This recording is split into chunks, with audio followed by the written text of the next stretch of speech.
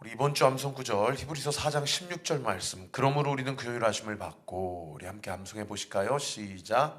그러므로 우리는 긍휼하심을 받고 때를 따라 돕는 은혜를 얻기 위하여 은혜의 보좌 앞에 담대히 나아갈 것이니라. 히브리서 4장 16절 말씀. 아멘. 우리 한 번 더요. 그러므로 우리는 긍휼하심을 받고 때를 따라 돕는 은혜를 얻기 위하여 은혜의 보좌 앞에 담대히 나아갈 것이니라. 히브리서 4장 16절 말씀. 아멘.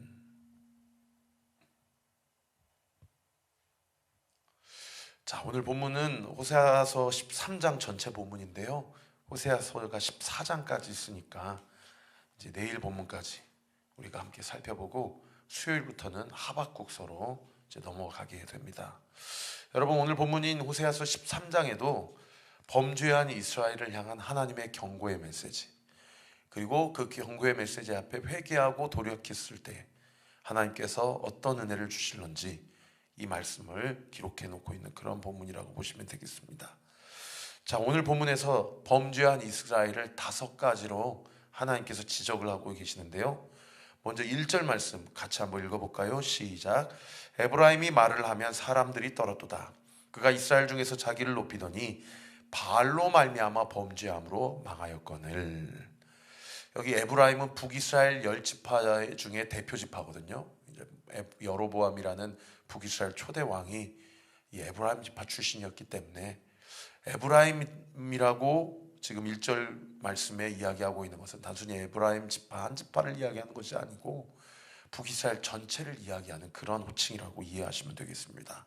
하나님께서 요셉 지파의 장자 지파인 에브라임 지파에게 복을 주셨어요. 그래서 1절 말씀에 보면 에브라임이 말을 하면 사람들이 떨었도다. 에브라임에게 주신 영적 권위가 있었음을 이야기하고 있는데, 그러면 에브라임이 은혜 가운데 하나님 앞에 잘하고 또 하나님을 경배하고 하나님만 의지해야 되는데, 그런 에브라임이 어떻게 변질되었어요? 1절 중반절에 보시면 그가 이스라엘 중에서 자기를 높이더니 바알로 말미암아 범죄하였다. 범죄하였으므로 망하였다 라고 기록하고 있는 것이죠. 은혜를 베풀어 주었더니 교만하여서 자기를 높이고 우상 숭배, 바알 숭배를 함으로 범죄하고 망하였다라는 것을 지금 미리 경고하고 있는 그런 본문이고요. 두 번째는 2절 말씀에 또 어떻게 이스라엘이 범죄하였다고 이야기하고 있습니까? 우리 2절 말씀 같이 한번 읽어볼까요? 시작. 이제도 그들은 더욱 범죄하여 그의 은으로 자기를 위하여 우상을 부어 만들되 자기의 정교함을 따라 우상을 만들었으며 그것은 다 은장색으로 만든 것이거늘 그들은 그것에 대하여 말하기를 제사를 드리는 자는 송아지와 입을 맞출 것이라 하는도다. 제사를 드리는 자, 예배 드리는 자가 송아지와 입을 맞춘다는 얘기는 송아지를 경배하고 송아지를 나의 퀴리오스, 나의 주님으로 그렇게 인정하는 그런 예배 행위 아닙니까? 그러니까 1절 말씀에 교만하여서 바알을 숭배한 것이 북이스라엘의 첫 번째 범죄함이라면, 2절 말씀의 두 번째 이스라엘의 범죄함은 뭐예요? 더욱 범죄하여서 우상을 만들고 그것에 입을 맞춘 것이다 라고 이야기하고 있는 거죠. 그런가 하면 세 번째 이스라엘의 범죄는 뭐냐? 6절 말씀 우리 같이 한번 읽어봅시다. 시작. 그들이 먹여준 대로 배가 불렀고 배가 부르니 그들의 마음이 교만하여 이로 말미암아 나를 잊었느니라. 이 당시 여로보암 2세 때는 북이스라엘에서 역사상 가장 강성하고 전성기를 구가하는 시대라고 제가 말씀드렸잖아요. 그러니까 그들이 배가 부르고 배가 부르니까 어떻게 했대요? 그들의 마음이 교만해져서 이로 말미암아 여호와 하나님을 잊어버렸다. 이것이 세 번째 범죄한 이스라엘의 그들의 죄를 지금 지적하고 있는 것입니다. 그런가 하면 네 번째로 9절부터 10절 말씀 우리 같이 한번 보실까요? 시작. 이스라엘아, 내가 패망하였나니 이는 너를 도와주는 나를 대적함이라. 전에 내가 이르기를 내게 왕과 지도자를 주소서 하였느니라. 내 모든 성읍에서 너를 구원할 자 곧 내 왕이 이제 어디 있으며 내 재판장들이 어디 있느냐. 여러분, 이 백그라운드가 되는 성경 본문이 사무엘상 8장입니다. 사사시대 때 이스라엘 백성이 끊임없이 사무엘에게 무엇을 요구했어요? 왕을 달라. 인간 왕을 세워달라. 그의 얘기즉슨 뒤집으면 무슨 얘기예요? 보이지 않는 하나님은 우리의 왕이 아니다, 그런 얘기예요. 그러니까 왕을 달라 했는데 사실 그것도 하나님 입장에서 서운한 것이고 하나님을 반역하는 그런 요구였지만, 그래도 어쨌든 사울 왕, 다윗 왕, 솔로몬 왕, 그 이하로 북이스라엘 19명의 왕, 남유다 20명의 왕, 인간 왕을 세워주셨어요. 그런데 그 왕이 이제 어디 있으며 그 재판장들 어디 있느냐. 결국 물론 간혹 다윗 왕처럼 또는 히스기야 왕처럼 그렇게 하나님 마음에 합한 왕이 있었지만, 북이스라엘의 역대 왕들 중에 대부분은 사실상 하나님을 섬기는 자들이 아니라 바알을 숭배하고 자기 자신을 높이려고 했었던 그런 교만한 지도자들이었다라는 것을 지적하고 있는, 하나님을 왕으로 인정하지 않고 인간 왕을 의지하고 인간 왕을 세우려고 하는 그들의 죄를 지금 지적하고 있는 것이 네 번째 이스라엘의 범죄함을 지적하고 있는 본문이라고 할 수 있는 것이죠. 그런가 하면 마지막 다섯 번째는 16절에 기록되어 있는데요, 우리 16절 말씀 같이 읽어볼까요? 시작. 사마리아가 그들의 하나님을 배반하였으므로 형벌을 당하여 칼에 엎드러질 것이요 그 어린아이는 부서뜨려지며 아이 벤 여인은 배가 갈라지리라. 야, 이렇게 정말 참담한 일들이 북이스라엘 가운데 벌어지게 될 것을 예언하면서 그들이 이렇게 망조가 된 나라로 전락해버린 결정적 이유가 뭐냐? 그들이 하나님을 배반하였기 때문이다. 자, 정리해 보겠습니다. 오늘 본문에 범죄한 이스라엘의 5가지 그들의 죄를, 첫 번째 1절에 자기를 높여 바알을 숭배했다. 두 번째 2절에 더욱 범죄하여 우상을 만들고 그것에 키스를 했다. 그 다음 세 번째 6절 말씀에 마음이 교만하여져서 여호와를 잊어버렸다. 그리고 네 번째 9절 10절에 하나님을 대적하고 하나님을 왕으로 인정하지 아니하였다. 마지막 5번째 오늘 본문 16절에 하나님을 그들이 배반하였다라는 것. 사실 5가지로 이야기했지만 그들의 이 모든 범죄함은 한 가지 공동점이 뭡니까? 한 가지 공통점. 하나님을 저버리고 바알을 섬기고 아수르와 이집트를 섬기고 인간을 섬긴 그들의 영적 배교와 영적 간음을 지적하고 있는 것이 이 5가지 범죄한 이스라엘의 죄의 공통점이라고 할 수가 있는 것이죠. 사랑하는 성도 여러분, 오늘날 우리는 어떻습니까? 이 새벽에도 우리가 주님을 섬기고 주님을 예배한다고 오지만, 주일날 하나님께 예배드린다고 우리가 주님 앞에 나오지만, 우리가 우리의 삶을 바라볼 때 우리는 여전히 돈이나 명예, 쾌락이나 인간이나 배우자나 자녀를 우상 삼고 그렇게 겸하여서 하나님을 섬기고 있지는 않은지 우리 자신을 한번 점검해 보아야 한다는 것이죠. 그러한 범죄한 이스라엘에 대해서 오늘 본문에 2구절에 걸쳐서 범죄한 이스라엘을 메타포, 비유로 하나님께서 훈계하고 계시는데요, 3절에 뭐라고 비유로 말씀하시냐면, 우리 3절 말씀 제가 읽어드릴게요. 이러므로 그들은 아침 구름 같으며 쉬 사라지는 이슬 같으며 타작마당에서 광풍에 날리는 쭉정이 같으며 굴뚝에서 나는 연기 같다. 여러분, 아침 구름, 쉬 사라지는 이슬, 광풍에 날리는 쭉정이, 굴뚝에서 나는 연기, 다 공통점이 뭡니까? 실체가 없는 거죠. 실체가 없는 그것을 마치 실체가 있는 것으로, 그것을 의지하면 내 인생이 보장받을 것 마냥 그렇게 그것을 의지하고 숭배하고 그것을 예배하며 살아가는 인간의 삶이 타락하고 범죄한 삶의 정체라는 거죠. 실존이라는 겁니다. 그런가 하면 또 2번째로 뭐라고 비유로 말씀하세요? 13절 우리 같이 한번 읽어볼까요? 시작. 해산하는 여인의 어려움이 그에게 말이라. 그는 지혜 없는 자식이로다. 해산할 때가 되어도 그가 나오지 못하느니라. 범죄한 이스라엘을 구름이나 이슬이나 쭉정이나 연기로 비유하셨다면, 오늘 본문 13절에는 해산하는 여인이라고 얘기하세요. 근데 물론 저도 애를 해산해 보진 적은 없지만 해산의 고통을 경험하는 아내를 옆에서 지켜본 경험은 있거든요. 인간이 감당할 수 있는, 경험할 수 있는 임계점의 극한의 고통을 해산할 때 느낀다고 하더라고요. 그러면 조금이라도 그 고통을 감하기 위해서는 어떻게 해야 돼요? 애가 얼른 숨푹 나와야 되잖아요. 근데 그 다음 구절에 보세요. 그는 지혜 없는 자식이다. 왜 지혜 없는 자식이라고 하셨는가 하니 그 다음 구절, 해산할 때가 되어도 그가 나오지 못한다. 그러니까 어머니는 어머니대로, 산모는 산모대로 해산의 고통을 그대로 다 감당하고 있고, 지금 아기 집에서 나오려고 하는 그 아기는 지혜 없는 자식 같아서 어머니가 저렇게 고생하고 있는데 얼른 나올 생각 안 하고 그 골반 사이에서 그 어머니가 더 고통을 느끼시라고 하는 것처럼 마치 그렇게 나올 생각을 안 하고 있는 지혜 없는 자식. 고통은 고통대로 느끼면서도 결국 생명의 열매는 보지 못하고, 옛날에는 그렇게 애 낳다가 그렇게 운명을 달리하는 경우가 그렇게 많았다고 그러잖아요. 그런 허무한 인생, 공허한 인생, 그런 인생이 어떤 인생이에요?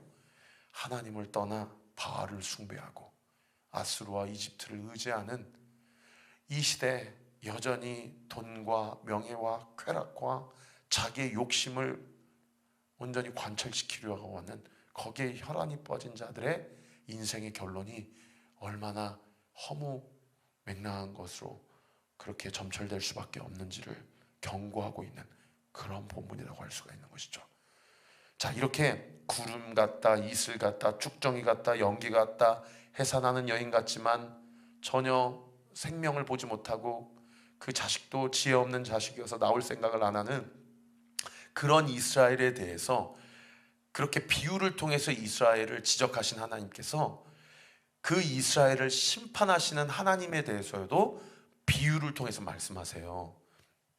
7절 말씀 뭐라고 말씀하십니까? 그러므로 내가 그들에게 사자 같고 길가에서 기다리는 표범 같으리라. 여러분, 말 듣지 않는 이스라엘 백성에 대해서 하나님이 사자처럼 표범처럼 그들을 찢으시겠다, 심판하시겠다, 그렇게 얘기하고 있는 본문이고요.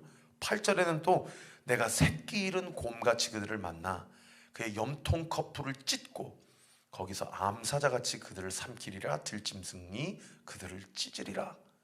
여러분, 새끼 잃은 곰 만나본 적 있습니까?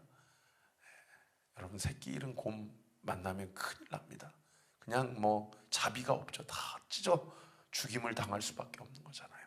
사자처럼, 표범처럼, 새끼 잃은 곰처럼, 암사자처럼 그렇게 하나님께서 이스라엘 백성을 심판하시겠다.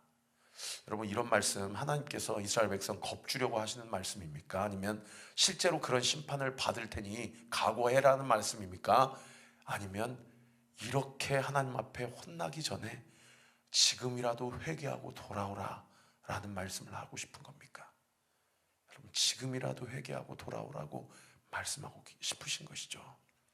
그래서 오늘 말씀을 정리하면서 우리가 오늘 본문 13장을 통해서 다시 한번, 어제 본문에도 주일 설교 때 우리가 무엇을 두 가지를 깨달았습니까? 하나는 여호와께 돌아와야 된다. 할렐루야.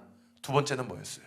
여호와를 기억해야 된다 라는 것, 우리가 12장 말씀을 통해서 살펴보았다고 한다면 오늘 본문 13장 말씀도 두 가지를 우리가 다시 한번 기억해야 됩니다. 첫 번째, 우리 4절 말씀 같이 한번 읽어볼까요? 시작. 그러나 애굽 땅에 있을 때부터 나는 내 하나님 여호와라.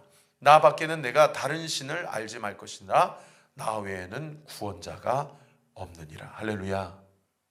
여러분, 하나님 외에 지금 이 형편과 상황 가운데서 나를 구원하실 분이 없으심을 인정하고 깨닫고 믿어지는 은혜가 있게 되기를 우리 구주 예수 그리스도 이름으로 축원합니다. 할렐루야. 여기서 말하는 하나님이 누구세요? 우리의 유일한 구원자 되시는 예수 그리스도임을 선포합니다. 할렐루야. 그 예수님이 우리를 사랑하실 때 언제부터 사랑하셨다고요? 4절 말씀에 애굽 땅에 있을 때부터. 무슨 얘기예요? 우리가 아직 죄인 되었을 때부터 우리를 위하여서 자기의 사랑을 확증하시기 위해서 예수 그리스도께서 십자가에 달려 모든 물과 피를 쏟으셨다라는 거죠. 그렇게 나를 위해 대신 죽을 정도로 우리 주님이 나를 사랑하신다라는 거예요. 오늘 이 하루도 예수 그리스도 외에는 그 어떤 구원자가 없음을 믿고, 여러분, 예수님이 3일 만에 사망 권세에 이기시고 부활하셔서 지금도 하늘 보좌 우편에서 나를 위해 친히 중보하시는 유일한 중보자이심을 믿으시는 은혜가 있게 되기를 우리 구주 예수 그리스도 이름으로 축원합니다. 할렐루야. 예수님이 지금도 시퍼렇게 살아계십니다. 그분이 살아계실 뿐만 아니라 나의 모든 눈물과 나의 모든 고통과 나의 모든 신음을 체휼하시고 공감하시고 나를 위해 중보하시고 나의 연약함을 도와주시는 분이시라는 거예요. 할렐루야. 우리가 오늘 이 하루도 주님을 기억하고 주님 외에 그 어떤 구원자가 없음을 인정하며 살아계신 예수님과 동행하는 이 하루 되기를 우리 구주 예수 그리스도의 이름으로 축원합니다. 이 말씀이 저와 우리 모든 성도님들에게 힘과 용기와 영적 담대함을 주는 말씀이 되기를 이 시간 예수 그리스도의 이름으로 축원합니다. 그런가 하면 두 번째로 14절 말씀 같이 한번 읽어볼까요? 시작. 내가 그들을 수월의 권세에서 속량하며 사망에서 구속하리니 사망아 내 재앙이 어디 있느냐, 수월아 내 멸망이 어디 있느냐, 뉘우침이 내 눈앞에서 숨으리라. 하나님이 우리를 사랑하셔서 때로는 우리가 하나님을 저버리고 죄 범죄한 현장 가운데 노출될 수도 있고 심지어 거기에 끌려갈 수도 있지만 그럼에도 불구하고 하나님이 스월의 권세에서 14절에 어떻게 하신대요? 거기 속량 동그라미 치세요. 속량하신다. 이 속량하다라는 단어는 노예 시장에서 고대 사회에 값을 주고 그 노예를 사겠다는 얘기예요.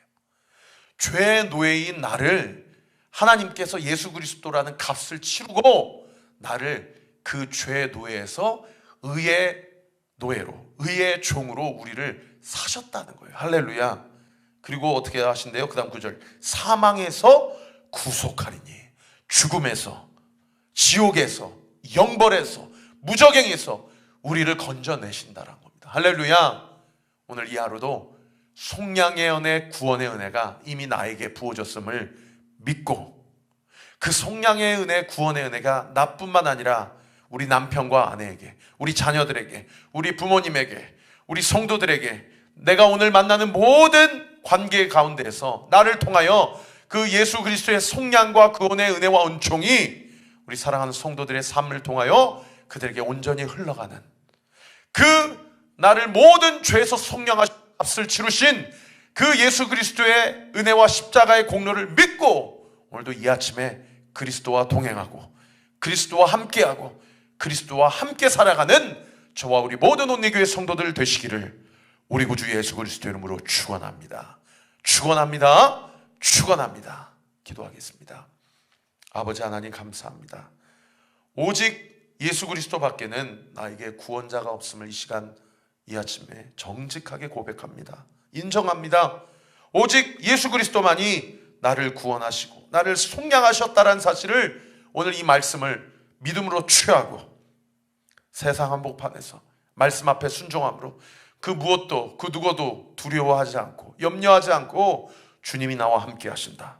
주님이 나에게 주어진 이 고난 감당하게 하신다. 극복하게 하신다. 성령으로 넘어가게 하신다. 라는 믿음의 확신 가지고 오늘 이 하루도 이번 한 주도 승리하며 살아가기를 원하오니 주님이 말씀을 통하여서 우리의 믿음을 견고하게 하여 주시고 우리의 마음을 담대하게 하여 주시옵소서. 이 시간 예수의 이름으로 명하노니 이 새벽에 우리 사랑하는 모든 성도들의 기도와 간구가 예수님의 이름으로 명하노니 응답될 지어다. 응답될 지어다. 응답되게 될 지어다. 우리 사랑하는 배윤수 집사님 몸 안에 있는 모든 암세포는 예수의 이름으로 소멸될 지어다. 소멸될 지어다. 소멸될 지어다. 우리 사랑하는 영천 형제 지선자매의 모든 태문 예수의 이름으로 명하노니 열릴 지어다. 열릴 지어다. 열릴 지어다. 믿고 감사드리며 살아계신 예수 그리스도의 이름으로 기도하옵나이다. 아멘. 지금은 우리 구주 예수 그리스도의 은혜와 하나님의 사랑과 성령 하나님의 의롭게 통충만하심이 주신 말씀 붙잡고 오직 예수 그분이 나의 구원주이시고 그분이 나의 모든 죄에서 나를 속량하셨다라는 사실 믿고 주 앞에서 주님과 함께 이 세상 한복판에서 고난을 극복하고 승리하며 살아가기로 결단하는 우리 사랑하는 온리교회 모든 성도들 머리머리 위에 우리 교회를 위해 기도해 주시는 모든 기도의 동역자들 위에 지금으로부터 영원토록 함께 하시기를 간절히 축원하옵나이다. 아멘.